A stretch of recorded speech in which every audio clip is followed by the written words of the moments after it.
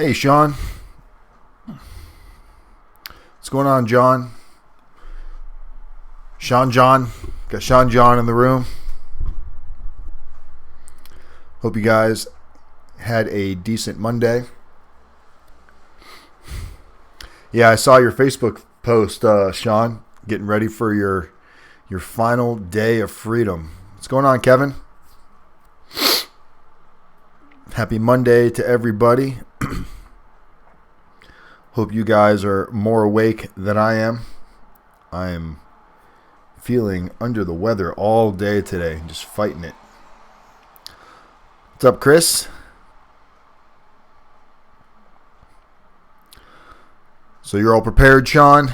Got everything ready to go and ready to go get this time started and over? Be over before you know it.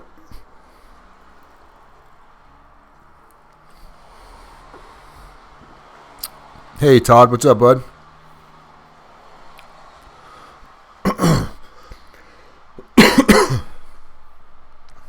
Happy Monday to those of you just joining.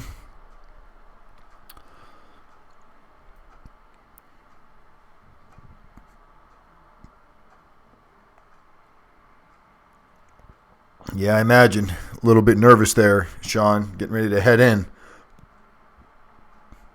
Hey, Will, thanks for joining. Stephanie, hey, Stephanie.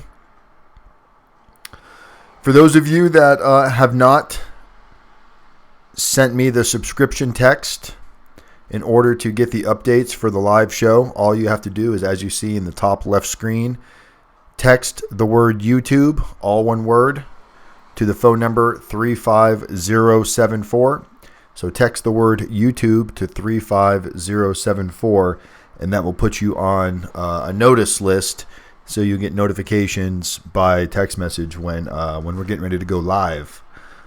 Awesome. Yeah, I remember that day, Sean. I remember packing up everything the night before, getting ready to make that journey. It gets better, though. You'll feel better the minute you get there, which we'll all see once you start emailing. I just got an email from a client that self-surrendered a couple days ago. I just got an email from him today, finally. He hasn't really come in the room at all, so you guys wouldn't know who he is. So give another, what time do we got here? Give another minute or so, and we'll kick it off. And if anybody wants to be able to stay in touch with Sean, all of his information, he'll post it here. His BO, really all you need is his registration number, and the rest you can find through the BOP. But if Sean posts it in the room, make sure you jot it down or copy and paste it and put it in a notepad or something. So if you want to send him letters or keep in touch with him, you can. So, best of intentions. What does that mean to you guys? I know a lot of us had good intentions when we did what we did, or at least we told ourselves we had good intentions, right? You know, a lot of us that committed crimes and did things that we weren't supposed to do, whether it be white collar, nonviolent drug offenses, we would often justify our actions by making statements like, you know, I had to do this to feed my family, or, you know, I didn't think this was that big of a deal. I didn't think I could actually get in trouble and go to prison for this. The justifications that we've made throughout our lives is what led us to this fork in the road where we're now getting ready to head off into this journey of going into federal prison. And the thing is, if we don't start identifying what allowed us to have these good intentions, if we can't focus on what the real root is and what the cause of the problem is, and why do we make these choices but other people don't? What's the difference between us and other people that decide not to do anything? Not anything wrong or not anything illegal. What makes us cross that line, whether it be white collar crimes, whether it be drug related, whether it be non-drug related, whether it be, you know, sex offense crimes? What allows us to make these decisions that can alter our life so drastically? So that's going to be the topic for right now. Hey, Javier, what's going on, buddy? Got an email from your lovely lady today, which I'm going to respond to after the video. So, hey Edward, how are you doing tonight, bud? So I think it's important for us to not blame anybody for how we got into this situation. Whether you got caught, whether you were told on, whether you felt the prosecution was out to get you, whether you felt your attorney was an idiot. What role did you play to put yourself into that situation where now you're completely at the mercy of all of these other factors? You're at the mercy of maybe a shitty lawyer. You're at the mercy of prosecution, coming after you really hard. You're at the mercy of other people possibly telling on you and playing games behind your back, and you just don't know. And what happens is we catch ourselves getting really upset at this. We're like, oh man, this guy's doing this, and my attorney's not doing this, and the prosecution's coming at me really hard, and I've got the worst judge in the industry. It's so common to think like that because it's frustrating. But if you can stay rooted and you can keep reminding yourself that if I just had thought this through better, I probably wouldn't have made these choices if I'd really focused on what a potential consequence could have been. So once we start to identify these thoughts and take full responsibility for what we did, and there's such a difference in saying we're going to take responsibility and saying, yes, I take responsibility, and actually displaying taking responsibility. If your actions are not matching your words, or the way RDAP likes to say it, if your audio is not matching your video, there's a disconnect somewhere, which means you're not being completely truthful. It's easy to say what people want to hear, but sometimes it's not as easy to back it up and actually put in the work. So a lot of us that are getting ready to head off to federal prison, if we really start focusing on this now, on owning up on our responsibility as to what our role was in our individual crimes, and not just own it, but demonstrate your responsibility, demonstrate your remorse, that can dictate what type of prison sentence that we can have. Are you going to go into prison with that victim mentality where, you always get the shitty end of the stick or things never work out for you? Are you going to go into prison with, this is an opportunity I have to completely redefine who I am and reinvent myself? This is an opportunity. That's exactly what you have presented in front of you. Most of you that are here right now are not going to be going anywhere that's going to be ridiculously violent. Most of you are going to be going to camps, lows, maybe a medium. Those of you that are, I know like Will, you might be heading off to state. You're going to be in a low custody, minimum security type of an environment. So you have the opportunity now to really plan and plot what you want to do with your time. How are you going to decide what to do with your day-to-days in prison? And if you can't completely get a grasp right now on making rational or irrational decisions, what do you think is going to happen when you're in prison and you've got all kinds of chaos presented to you? You're going to have cell phones everywhere. You're going to have cigarettes everywhere. There's going to be drugs everywhere. There's going to be alcohol everywhere. For the men that are going in, there's a good chance you'll even have the opportunity to, see ladies on a regular basis, sneaking off the compound, sneaking into the compound. There's going to be all kinds of things that you're not really prepared to see, that you don't imagine that's how it's going to be. It's going to be very, very wide open. So my question to you guys is, if you can't control temptation right now to the fullest without somebody like hovering over you, what do you think is going to happen when you're in prison? And let's say you're having, you can't sleep one night. You're wide awake, or, you're still getting used to prison and you're not sleeping and you don't have any, approved medications on on the list. There's an approval list of medications that you're allowed to have based on what you're being prescribed or what the doctor decides to give you. So there might be an inmate in there that says, hey man, take this. I've got some sleeping pills, or I've got something that you can take. And now you're thinking, well, I just need it I'm not trying to get high.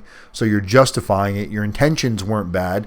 Your intentions aren't to go get super high. Your intentions are just to be able to have a good night's sleep. And something so simple, such a bad decision, can alter everything for you. It can get you removed from the camp. It can put you up into a higher custody. It can remove you from things like RDAP. It can take RDAP out of the scope for you. For those of you that don't have super long sentences, this could send you to the SHU, like a special housing unit or solitary confinement, where that 2, 3, 4, 5 weeks, that month, 2 months you might be in solitary confinement could now affect the amount of time you need in prison in order to complete RDAP. So there's all kinds of negative consequences that can come from a seemingly unimportant decision. Something that seems like such not a big deal, because on the street, let's face it, if you're out on the street and you're at home and you're free and you have a headache, your girlfriend, your wife, your brother, whoever says, hey, here, I got something. Well, what is it? It's nothing. It's a prescription, but it's not going to hurt you. You're like, okay, no big deal. You take it and that's the end of it. In prison, you live by a different set of rules. You're at their mercy. They could call you in for a random drug test. You've got other inmates who love to cause drama, and when they see something, they use it to their advantage to go tell on you, and you'll never know who it was. You're getting called to go do a random drug test, and you have no idea that anybody even told on you. So you've got so many things to really, really stay focused and work on. So to just get in there and mind your own business is not enough. You need to get in there, mind your own business. For those of you that are going to be going in RDAP, you got to understand the dynamic of RDAP, that you are going to be forced to engage in others' situations. It's part of it. Community is method. Other people helping people. That's the premise of it, but it doesn't always work out that way. So there's a lot of drama. Everybody's involved in each other's lives during RDAP. But you've got to use this time wisely that you're in prison, because this is your opportunity to really pull your skeletons out of the closet and expose them for what they are. There's no need to make excuses for why you're in the situation that you're in. I get calls from you guys all the time. Sometimes you're stressing out. Sometimes you're just calling to see what's going on. Sometimes you're in a great mood and you're calling to tell me, hey, I made this achievement. I got this done. I've got this many community hours done. Then sometimes, I'll get a phone call saying, I'm upset. I don't know if my attorney knows what he's doing. We're talking about, Will, talking about you right now. So you called me tonight and you were pretty frustrated with, maybe the lack of knowledge that your attorney has, and it's really, really frustrating you. But you have to find the positives in this. And this is one of the things that we tell a lot of clients is, when you put all of your eggs in your attorney's basket or in anybody else's basket other than your own, your potential to be let down is high, because your expectations may not get met. And if you're not putting in the effort and the work trying to figure out what should be happening on your case, you should start to learn about law where it applies to you. So you can talk to your attorney and you can converse with your attorney. You don't need to know terms and technical, ins and outs, but you need to have an idea of, okay, break this down to me, explain this to me. Because when it's not explained properly or an attorney's rushing through it, there's so much misconfusion that can kick that door wide open and really get your mind kind of bounced all over the place, to a point where you feel so frustrated that every time you talk to your attorney, you feel like you're not getting any type of an answer, because you're not hearing what it is you want to hear. A lot of us, when we talk to our attorneys, we want to hear something that's going to make us feel better. And if we don't hear something that makes us feel better, we feel like we didn't hear anything at all. So you have to look to listen for what the attorney is telling you and how you can use that to make yourself feel better. The more you know about your case, the good and the bad, the better your outcome in your situation can be. When you don't want to hear about it and you hope your attorney doesn't call you unless he's got good news, and every time you see your attorney's phone number show up on your phone and you get anxiety and you don't want to talk to him, guys, that's not a good sign, because that means that you're kind of like hiding from this still. You haven't fully accepted the fact, and you're kind of pretending like part of it doesn't exist. You feel like you're out on pretrial. You're hoping some awesome gesture is going to happen that is going to somehow make all of this go away. And that's the magic that you're waiting for. And that magic just does not exist. So the sooner you come to terms with that fact, the easier this process can become. Doesn't make the process any less frustrating. You're still looking at federal prison time, but you're accepting it now. And now you're taking steps of positivity in what you're doing with your day-to-day, with your choices and your actions that are going to apply into your situation in prison. Let's see what we got over here.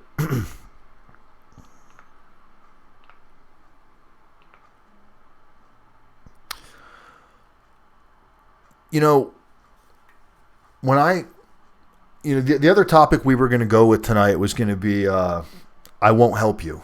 That was going to be a topic. That was going to be a topic of discussion of I do not want to be your prison consultant. I don't want you to be my client. And I get these calls where there's people that I do not want to help, or that I can't help. And it's not necessarily that I don't want to. It's that you don't, not you specifically, those of you that are listening, but when somebody calls me and their expectations are so far-fetched and they're not doing anything that seems real. There's a guy that I'm talking to right now, and I'm honestly not even 100% sure that he's even a potential real client.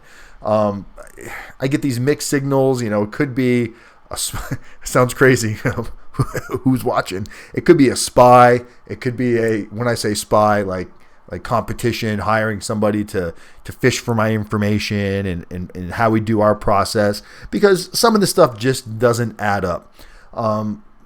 The questions are very vague, and then when I ask detailed questions back, it's like how can you help somebody that isn't being forthcoming, that's being so jaded and sheltered on what the information they're giving you? It's how do you expect a prison consultant, a coach, an attorney? How do you expect anybody to help you if you're not going to be completely forthcoming in the information that you can share? That's the only way, or else the information you're getting might be wrong information if I only know a little bit about what's going on. So when we talk to people like that, it makes it frustrating. And it gets to a point where it's like, what are you going to do here? Do you want help? We're not talking about money or how much we're going to charge or anything like that, but we're talking about, I don't even know what information to share with you if you can't open up and really explain what it is that you're looking for. Guys, if you're brand new into your case right now, if you're just getting in trouble, or you're just getting indicted, or you feel like you just got indicted, or you feel like an indictment's coming down any second, you need to be preparing now. You need to be thinking about your PSR interview. You need to be thinking about what's going to go into your PSR. You need to be thinking about your personal narratives. You need to be thinking about your character references. These letters that are going to go to the judge and potentially go into your PSR report, it is so important that I do not think still to this day that a lot of you understand it and grasp it. I get calls, and I'll get a call from somebody saying, I've been watching your videos for months and I've been wanting to call you and I just haven't. And now I'm going to be surrendering on so-and-so date. I wish I had called you sooner. I wish I would.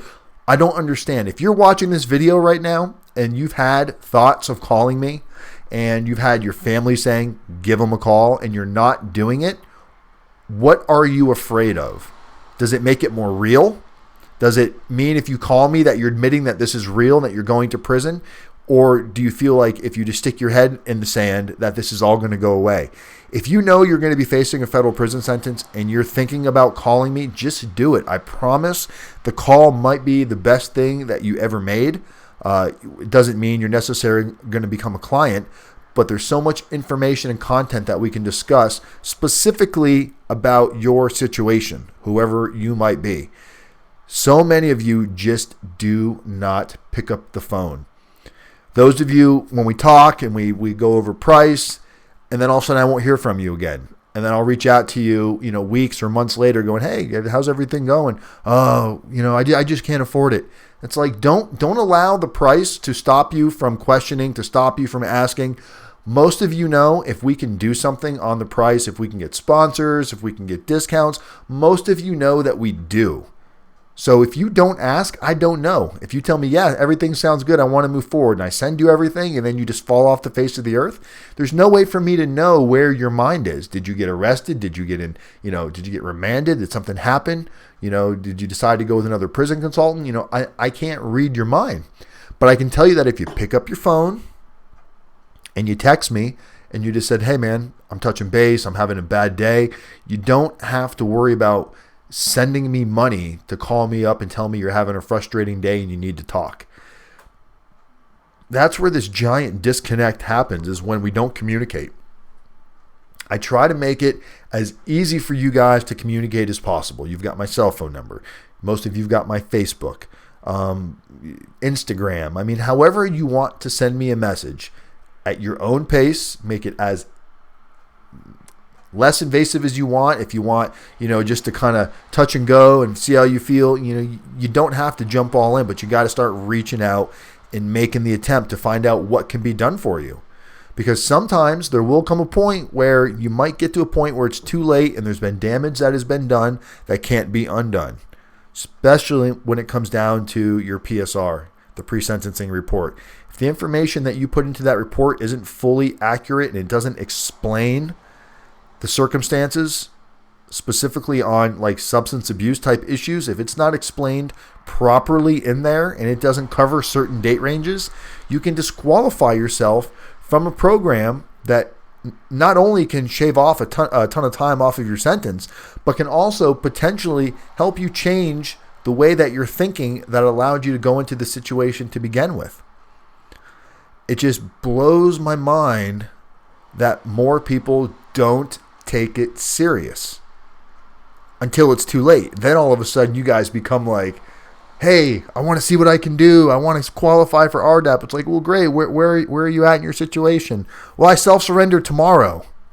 So you've done your PSR. Yeah, but we need to fix it. I lied when I was on my PSR. I told them that I don't do anything because I was afraid it was going to get me in more trouble. It's like, all right, have you been watching my videos? Yeah, I've just been really busy and I haven't been able to, just dealing with my kids and trying to focus. It's like, no, you're not trying to deal with your family. You're not trying to do things better if you're not taking more of an initiative to worry about the things that matter. If your kids and your family is what matters, then take this shit serious right now. Because getting home to them sooner is only half the battle, guys. Getting to your family home sooner isn't going to do you any good if you have not been able to redirect wherever your thinking went wrong and challenge these thoughts with positive thoughts. If you do not have the ability to identify your thinking, if you still think that you're completely rational in your thought process and you haven't gone through any type of a change yet, don't think just because you're getting in trouble and you're getting indicted that all of a sudden you're changed. I can tell you guys right now, 99% of us, when we get out of prison, unless we're going to be in some type of an industry like what I'm in right now where I'm still dealing with it on a day-to-day basis, when you get out of prison, you put all of this behind you. It literally shuts out of your mind like it never happened. Yeah, there will be times where it came up and I went to prison. You're going to forget names. You're going to forget what it felt like. You're going to forget that you made these horrible decisions, and you're going to go right back to the type of person that you were before. You know why? Because we're creatures of habit. We live in a routine type of a world where we get used to doing the same things over and over and over. We form these habits. The only way to create a new habit is to form it, which takes practice. That means you have to not just say, I've got a problem. You have to identify it and find a way to actually bring it to the forefront of your mind. So when you're getting ready to make these decisions, you identify them. You found the triggers. So getting the time off and getting home super fast, if you haven't been able to identify these issues, it doesn't do you any good. When they talk about how many people come right back into the prison system, why do you think that is? Do you think it's because they just want to go back to prison? Oh, they get free food. Come on. They don't want, they gladly deal without the free food, the 3 hots in a cot. That's not why they go back. Is there a small percentage? Maybe, yeah, but that's not the majority. The majority is they can't do the right thing. I've met so many people since I've been out that went in with me that are already back in the system. And it's a shame because everybody has the opportunity to do the right thing and change. Not everybody's willing to do it. People say they don't know where to start. Nobody wanted to help them.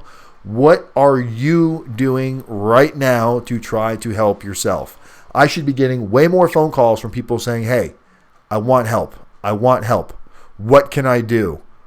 If you think that you got it all together and you're like, hey, I don't need help with my personal narrative, my character reference letters, more power to you if you think you've got that wrapped up. I do say this, send it to me. Let me review it. I'm not going to tell you it looks like crap if it really looks good. I've had clients that have sent me their letters and I'm like, man, I don't want to touch your letter. You did such a good job with your letter that I'm not going to touch it. But I also get letters sent from clients that, not even clients, letters that are just sent from viewers.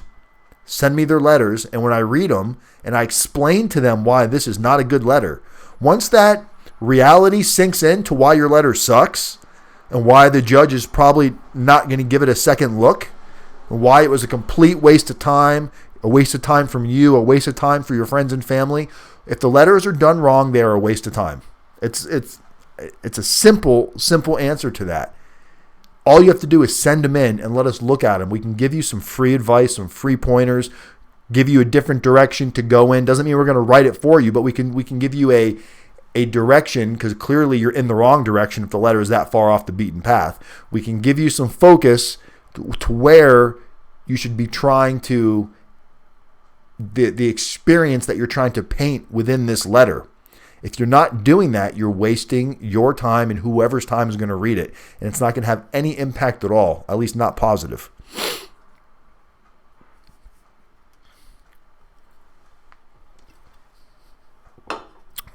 Hey, Robbie, I just saw you in the room there. I don't know if you're still there, but what's up, Rob?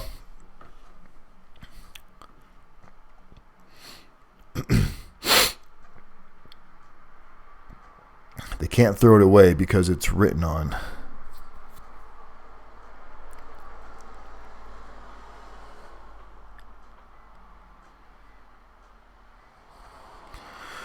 My main concerns are not being able to find a great job with pension and benefits when I come out, I know guys that have jacket record and can't find work. Will, something tells me that I'm not going to say you're not going to struggle finding a job, but it sounds like you're not going to give up until you find a job. The fact that you're concerned about that now is good. Don't dwell on it. Don't allow it to eat you up and tear away your focus from everything else, because obviously there's only so much you can do about that right now. But understanding that it's going to be a challenge and having realistic expectations when that day comes, I think is going to help you, because you're going to realize that, the average person, maybe, they're going to get hired 1 out of 3 or 4 interviews. And that's with no record or nothing. So if you got these extra odds against you, maybe that's double, triple, quadruple the odds, but it's still just a numbers game. If you put yourself in front of enough people with an actual presentation, which I don't think you're going to have a problem doing from after the little bit I've gotten to know you, I don't see you struggling with explaining to people who you are and why you'd be a good candidate for whatever job that you're going to be looking for. I feel you'll be very, very successful in landing a job, and then once you land it, it only gets better from there. So don't really stress out on that too much, Will. Hey Dan, what's the adjustment for acceptance of responsibility? You're talking about the downward departing. I think is it 1 point or 2 points?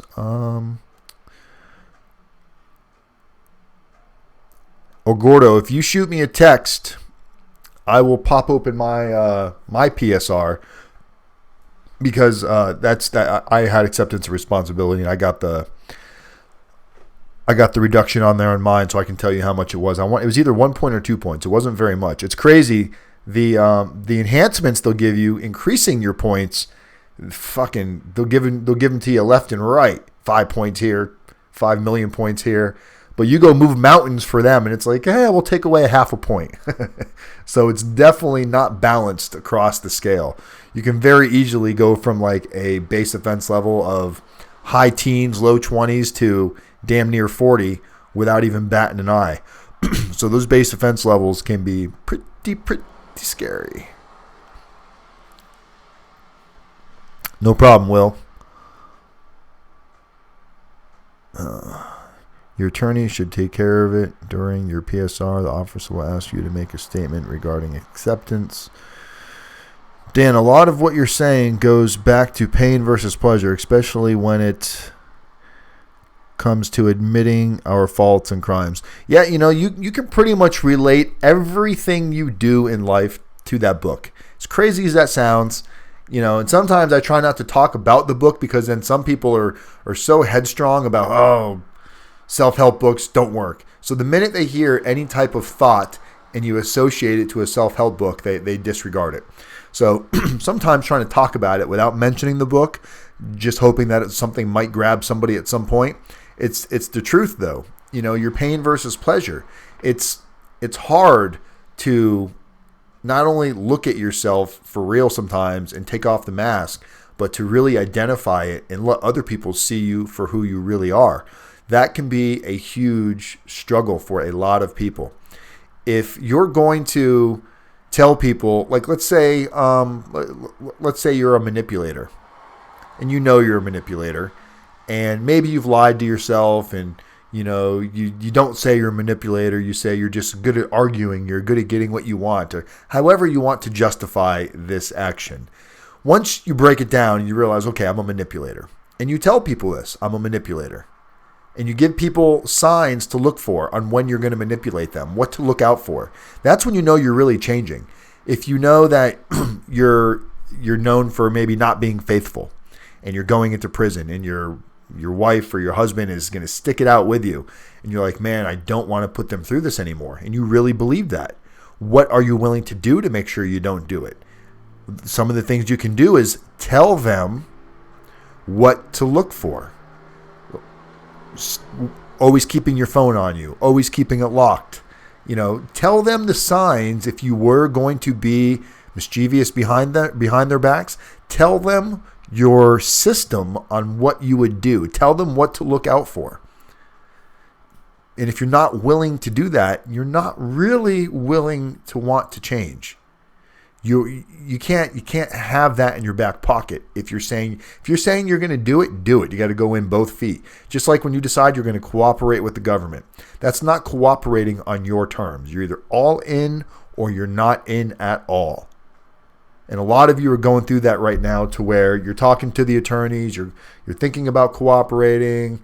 You've started to cooperate. They want more information from you. You're not sure if you want to give them more information, not because you're afraid of getting yourself in trouble. You're just maybe whatever your reason is. Your anxiety is going through the roof and you don't want to do it anymore, and then you want to know, well, how are they going to respond to this? We don't know. You're dealing with human nature. And we all know that you're, at least in the legal system, thoughts and feelings and emotions shouldn't be involved in whatever their decisions are, but we know that it is, right? If you piss off the prosecutor or the U.S. attorney or the assistant attorney or one of the agents, if you piss them off, who knows how they're likely to respond? Even if you're not doing it you're not lying to them, you're just saying, hey, I want to cooperate, but I want to know, as of right now, if I were to just go forward, what would you offer me?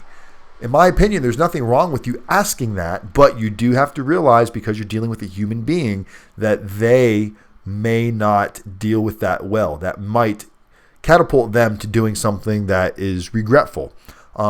So it's such a double-edged sword in so many different ways.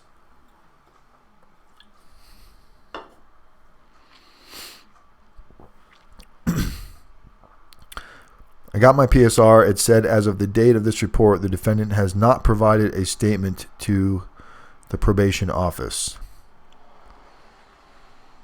So you haven't done... Gordo, I got my PSR. It said, as of this date, The defendant has not provided a statement to the probation. What type of statement are you referring to, El Gordo?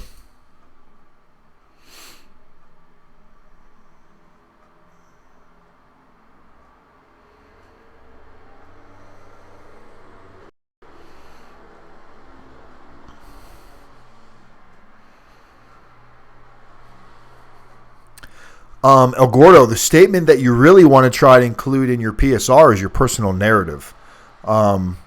I mean, they should be putting in your acceptance of responsibility in there, especially if you're taking a plea. But if you can get your personal narrative added into your PSR, that's also a very, very huge. As long as your personal narrative is a quality personal narrative. If you've got a good personal narrative, it's wise to have that put into your PSR.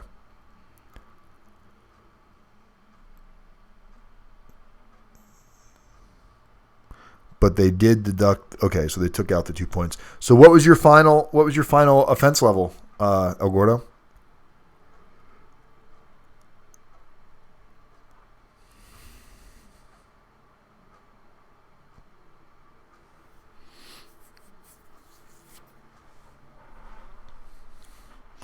And just so you guys know, we're definitely trying to keep these videos, specifically tonight. I am just 27 is not too bad. So we've got about 40 minutes in, so we're gonna maintain under an hour tonight, guys. Allergies are just flying through the roof. My face feels so puffy.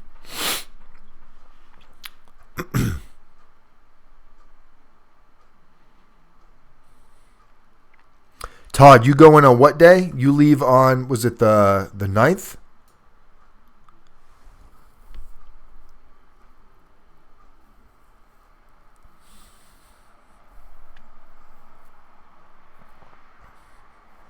Oh, and Todd, I got the blog is set up and ready for you. I should be able to get you a username and password. So if you want to do anything before you go, and then once we continue emailing when you're in, I'll log in as you into the portal, and I'll update it. May 19th. Okay, so you still got a minute. But yeah, definitely want to keep tabs on what's going on while you're in there. Any of you that are getting ready to go in, same thing, Sean. We can create you guys. Having guys at different prisons is going to be beneficial for not just for you guys that are in there being able to write and keep your mind at peace, but it's also going to be extremely beneficial for the guys that are on the outside that are wondering what's going on at different prisons, different camps. So we'll have that ability to be able to start creating the prison blog for the different locations and facilities.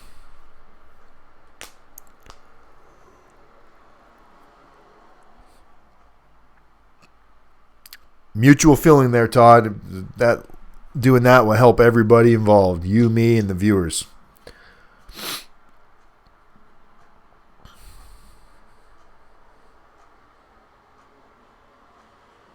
Yeah, Will's been doing really well, man. I got to tell you, Will, you and I have been talking now.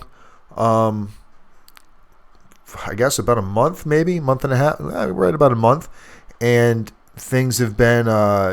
You've definitely made a lot of improvements. We're all hoping you get probation, but I know you're prepared for more than that. But the thing is you're totally pulling out all the stops and doing the day-to-day type of stuff that you need to do to have the best possible outcome. Dan Wallen State, will I have computers, libraries, gyms? I don't know necessarily how the computer system works in State, Will. I'm pretty sure there are. But as far as everything else, gyms, libraries, I don't know what they're going to have workout areas for sure. I don't know if it's going to be like, weights and, stuff like that. But there's definitely going to be plenty of ability to get in shape, read books. There's going to be a library of sorts. So you will have all of those necessities that you just requested on there.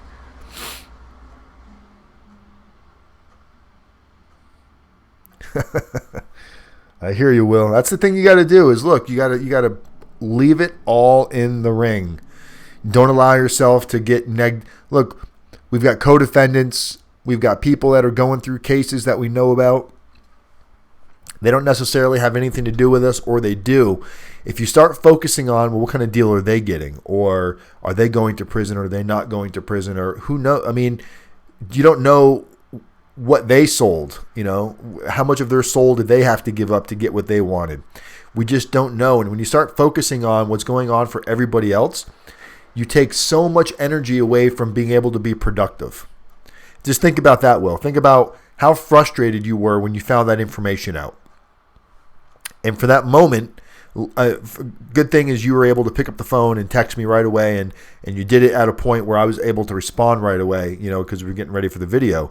But think about how some information like that completely mentally shuts you down for a moment and starts to make you think, what's the point of doing all this? You start to doubt everything for just a second because you're putting in so much work and you're not seeing the benefit yet. And that's the thing with all this work that all of you are putting in, or that all of you should be putting in, you're not necessarily going to see the effort from that today, tomorrow, next week, next month. All of this work and energy that you're putting in is for the final outcome. This is all for the grand finale. We're not worried about tomorrow. Tomorrow's going to come no matter what, right? You can't change tomorrow. But the information that you're doing today and tomorrow could potentially change what happens a couple of months from now, or a month now, or a year from now. So all of these little tiny seeds that you guys are planting, they're all going to shoot up at some point. It's just a matter of where and how big and how much of a difference is it really going to make.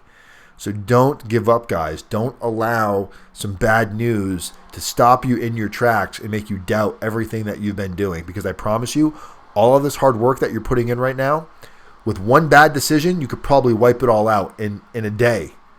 That's the thing, is it takes time to build a good reputation. It only takes a minute to squash it. Only takes a minute. Think about all the good things you've done throughout your entire life, and now you're getting ready to go to federal prison, and you feel like you're being judged for this small gap of time that you see as a small gap of time. So we tend to get stuck and start thinking about how unfair that is.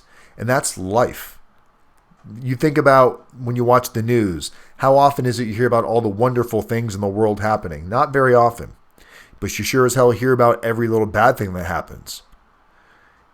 If you do your job perfectly, you go above and beyond. Once in a blue moon, you might get some reprisal. But for the most part, if you do your job the way you're supposed to do your job, day in and day out, you don't get a pat on the back.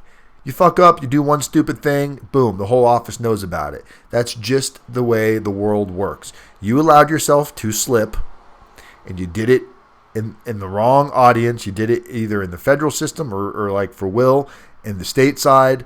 And you're getting hammered for this bad decision that you made, possibly bad series of decisions. Now you have the ability and the choice to work forward from that. You don't have to get lost. You don't have to go back. You don't have to constantly think about the past and I wish I had done this and wish I didn't make these horrible decisions. You know, this is going to be so hard on my kids. How am I going to deal with this? Oh my God. You're putting all this weight on your mind that isn't causing you any positive energy at all. It's completely draining you of everything that you could be putting into something positive. So if you want to get out of prison and you want to be the right type of person, you don't want to make these same type of decisions and not even necessarily going to prison, guys. But let's think of it. A lot of us got used to making shitty decisions where we probably had a pretty sketchy crew of friends, and maybe our friends are making those same type of decisions. You know, you saw so-and-so get a big bonus check and you knew they broke a rule here or there to get it. So you're like, no big deal. He did it. I can do it. Before you know it, you're engulfed in all of these seemingly unimportant decisions that have now impacted your life so bad that you're going to be heading off to federal prison and being taken away from everything you love. And we allow that to happen to ourselves. We can't do it. We can't live like this anymore. It just doesn't make sense. So if you have questions and you have concerns and you think you might need help or you just want to talk to somebody about your situation, guys, pick up your phone and give me a call. My phone number is on the screen. My phone number is on every video. I beg you guys to call because I know that a conversation can help. And if you end up becoming a client out of it, great. If not, then you got information that you can move forward with. That's what this is about, is a community of like-minded individuals sharing information, so your information can help me and my information can help you, and then our information can help the next person coming in behind us. We're not doing anybody any good if we just sit there and keep all of these thoughts and processes to ourselves. We've got to be willing to help other people. It's the only way that this ever has a chance of working. It's the only way, guys.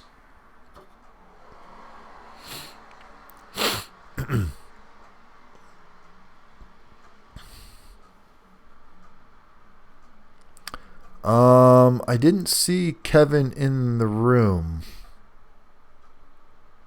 But I spoke to Kevin. He seems to be holding up pretty good. I was talking to him by text. Actually, I think I spoke to him on the phone just the other day, Todd. He sounded pretty good.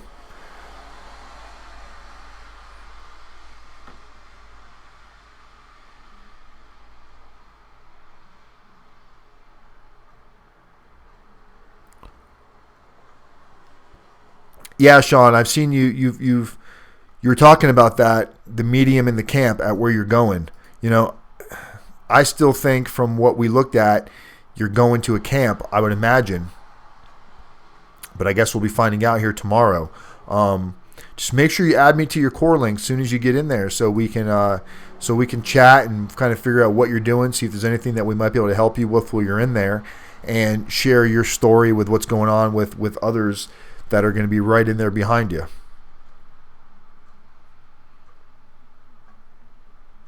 You're talking about Kevin? Is that you're talking about, Brian?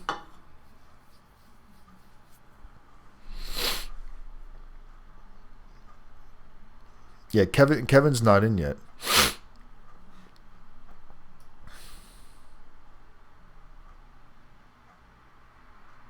Gotcha. Okay.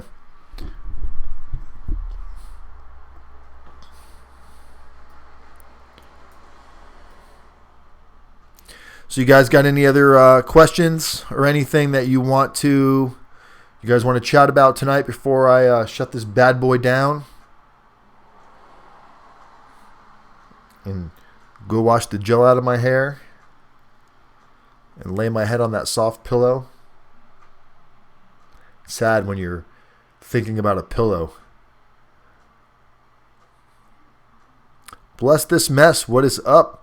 How's your channel coming along? Have you gotten active at all?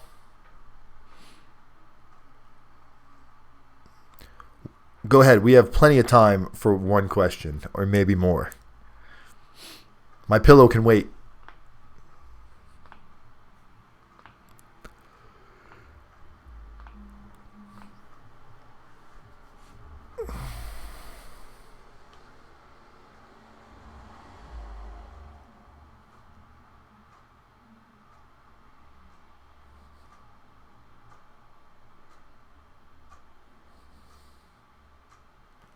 I just got your text, Todd. That's funny. I saw that somewhere.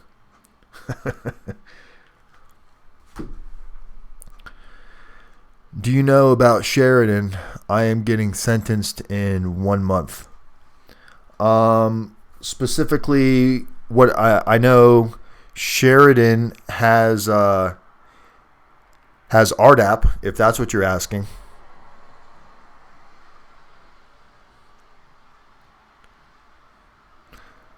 Todd will probably end up at Sheridan at some point. You're going to Lompoc right now, right, Todd?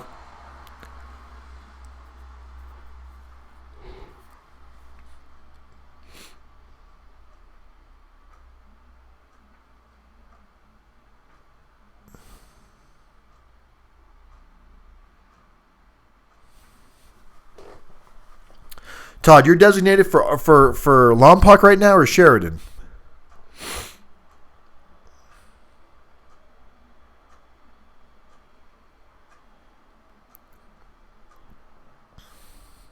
Yes. Okay. So yeah, Sheridan has RDAP at the camp for sure. So if you're looking for RDAP, I would say in the California area, that's going to be a pretty good bet if you can get into there. Lompoc, I believe, only has RDAP at the I think it's the low. So you're not going to want to go to Lompoc if you're thinking you're going to go to a camp. You're going to end up getting transferred out at some point if you qualify for RDAP. So it's better not to even, in Todd's situation, he's got enough time to where he can go serve a few years at Lompoc and then to split up his time. Then he can get transferred over to Sheridan, and he kind of did like a little halftime show there, because it really does. Once you're at a certain place for so long, your time starts to slow down because you're so used to just seeing the same thing. If you're there for a couple of years, 3 or 4 years, and then you switch to a new place, time starts to pick up again because you're learning a new routine all over again.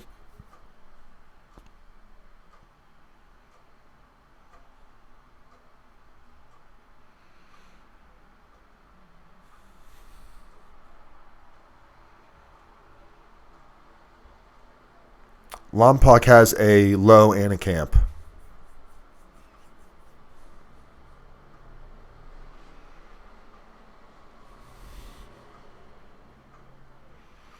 Have you been sentenced already? And what should we call you? Because I'm MLUNAESQ1.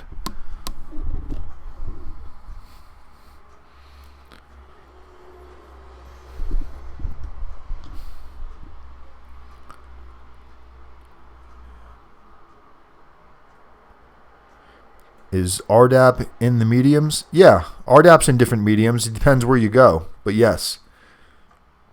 It's mediums, camps, lows, different. It just depends where you go on which facility has what. That's part of the reason why I'm really interested in starting this prison blog, to where we have the inmates in different prisons. It's going to update information like that, because this information really does change frequently as programs start, programs close, compounds are changing, different criterias. So being able to have somebody there real time to give us like the real scoop is going to be beneficial to everybody involved.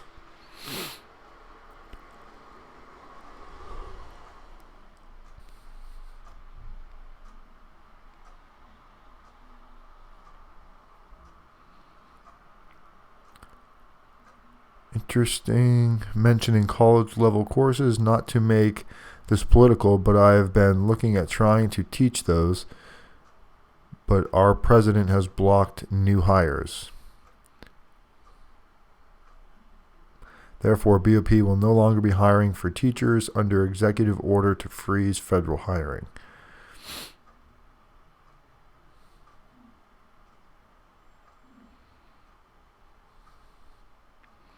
Colorado, West Virginia, South Dakota, any preference? RDAP is usually not a separate building, but it's like a separate dorm. So you have like your main compound with all the different units within that compound. RDAP is usually going to be inside of one of those units. Like, for example, at Coleman, you had A unit, B unit, and C unit. And then each one of those units had 4 dorms inside. So you had A1, A2, A3, and A4. Each one of those dorms held about 150 guys. RDAP unit was in the C building, and it was C2. So out of C1, C2, C3, and C4, C2 was the RDAP housing unit. Most prisons are going to have something very similar to that, because they don't want to integrate you. Now you're integrated throughout the day. You go do whatever you want, work out together, eat lunch together. But as far as your living quarters, they want RDAP people to live, because obviously what you're going through is hard to go through if there's other people living with you that don't have to abide by those same type of rules.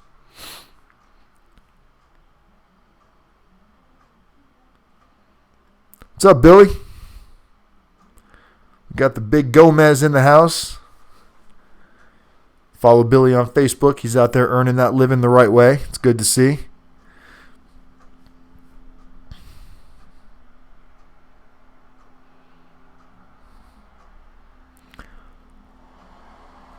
Are RDAP teachers real smart?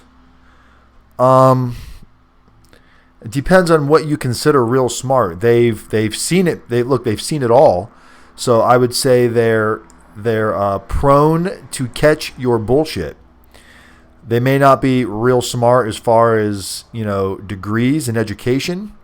They're smart enough to become what's called a drug treatment specialist, a DTS. However, most of them have been doing this for a while, so they've gotten used to seeing the hustles that people try to run on scamming their way through the system. They're very accustomed to that. They're very accustomed to setting traps for you to walk into, asking you open-ended, baited questions, waiting for you to answer it a certain way, respond a certain way, and then, pow, they got you. So just be on your toes. And you can only do that to a certain extent. At some point, you're going to get whacked. You're going to get popped over the head by somebody in RDAP. It will happen. Nobody goes through RDAP without getting some kind of a stressful anxiety rush at some point, where that will usually last for several weeks. I really, really thought that I was going to be the exception to that rule. I thought that I was going to fly through RDAP. Now, I did get through it. I did get through it without getting what's called teamed. So I did avoid certain things, but it was not easy, and it was not just, I got this. Like, I would not want to do RDAP again, let's put it that way. I loved the tools, and I loved what I learned from it, but I put in my time, I learned it the hard way, and I do not want to have to learn like that again. I don't feel like I need to learn like that anymore. I feel like now I've allowed myself to open up and listen to what other people might have to offer and take that serious and not judge who I might be able to learn something from just because maybe you make less money or you have less education. I shouldn't just assume that there's something that I can't learn from you.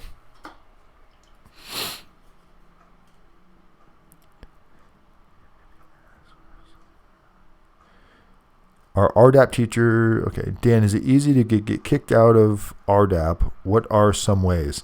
Yeah, it's easy. It's easy and hard.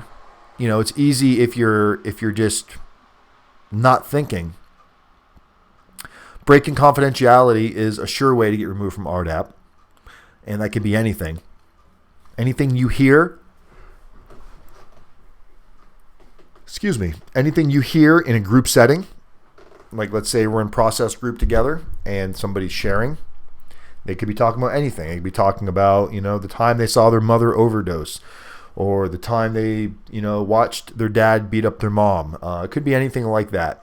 And if you mention that outside of that group to anybody that was not within that group and it gets back to anyone, that's a confidentiality breach. You're gone. Even if your intentions weren't bad, even if you were just like, oh man, this guy grew up watching his mom get beat on a daily. I can't imagine that. Even saying it like that to somebody that has nothing to do with the group will get you removed from the program without a doubt.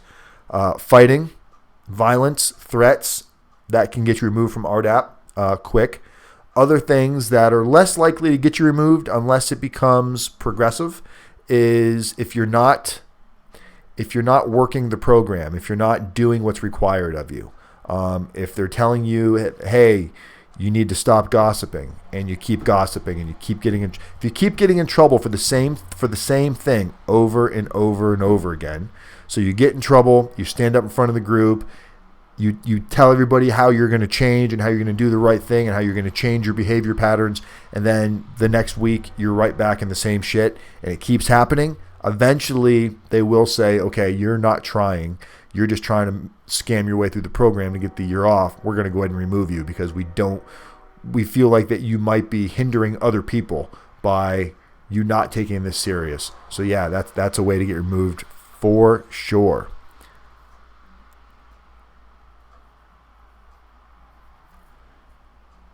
Thanks, Billy. Appreciate it, homie. GM Motors. We got GM Motors over here, a.k.a. Greasy. RDAP is difficult. It's like being at a university course. Yeah, it's different than a university course because it's not difficult because of the education. The work itself is pretty easy. The requirements of RDAP is a 7th grade reading level. So it's not like you have to have some kind of a master's degree to get through RDAP. What's hard about RDAP is the psychological aspect of it. The cognitive skills and really focusing on what causes you to tick and identifying when somebody else is doing something they're not supposed to be doing and being confident to bring it to their attention and say, hey, you shouldn't be stealing chicken from the chow hall. Bringing that, when you see somebody do something they're not supposed to do, it's very hard to go confront them about that. It's nerve-wracking. You feel like, oh my God, I don't want to, I want to avoid confrontation at all cost. In RDAP, you can't. RDAP, you have to deal with these things. And of course, you gradually move into this. But like day one in RDAP, they're expecting you to kind of be green and new and not understand anything and maybe get in a little bit of trouble. Phase 2 in RDAP, they're expecting you to start to understand how the program works, starting to try to use your tools, trying to apply it, but still maybe making some mistakes because you're starting to form new habits. And by phase 3, your final third phase, you should have a pretty good grasp on how RDAP works. You should have a pretty good grasp on how to identify flaws in others. You should have a pretty good grasp on no longer making these same mistakes yourself.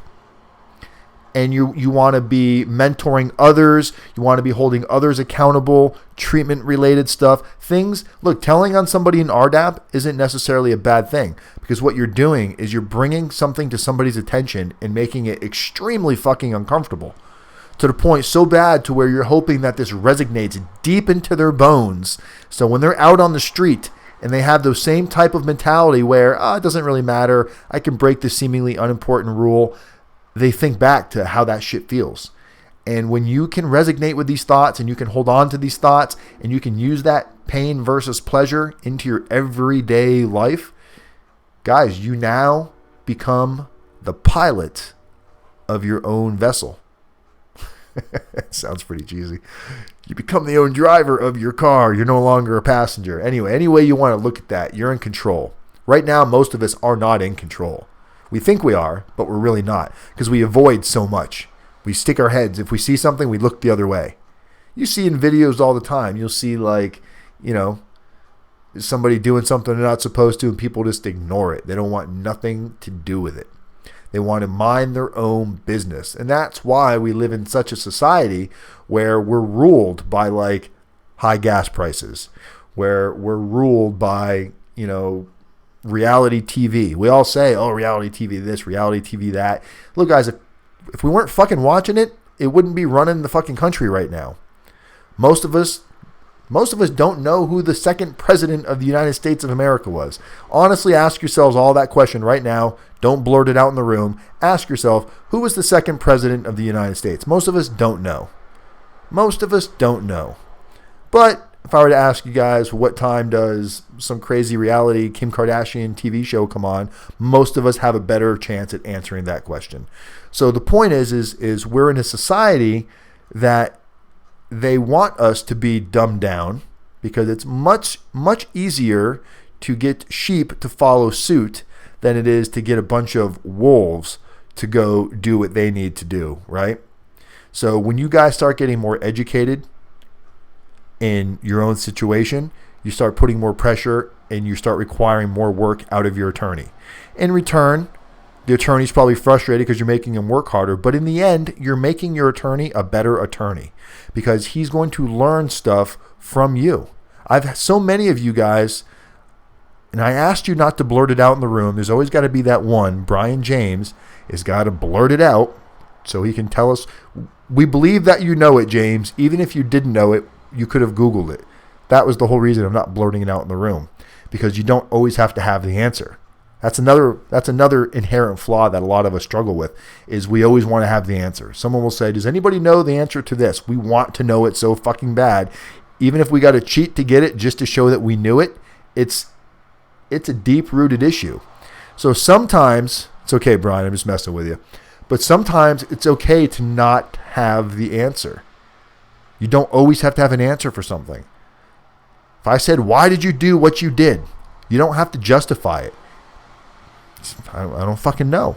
Maybe that's the real answer. Maybe we don't know why we're so manipulative. Maybe we don't know why we're such con men. Maybe we don't know why we're such liars.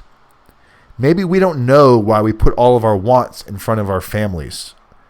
Maybe we really don't know the answers to these. And not in saying to yourself, I don't fucking know. I don't know what's wrong with me. That's okay, because you're going to a place where you can, if you really want to learn about it, you can fix it. You can figure these answers out. There's plenty of people that have been down the same road as you that can help you. And you might be surprised who you'll learn these from. That's the awesome thing about prison, is it takes the guy with the gazillion dollar annual income and it takes the guy with the $0 annual dollar a year income and puts us all together in the melting pot. And now you've got the smartest of the smart when it comes to books. You've got the smartest of the smart when it comes to everyday street stuff. And you got the guy that's right in the middle that can play a little bit in both worlds. And there's so much knowledge and information and skills to be learned. You just don't know. You just don't know.